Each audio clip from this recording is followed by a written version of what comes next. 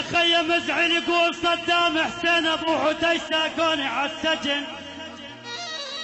يا ولو صوج مالي او مال رجال الداعي بالحكام، يا ميمه يا ميمه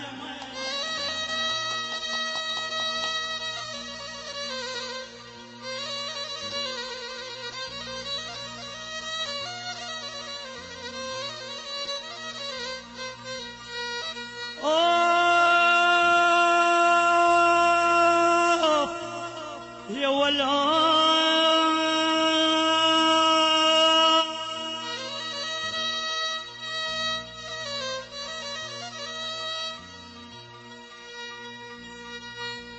يقول عبد الرزاق ابو عبد الله يا لون الوالده الحزينه،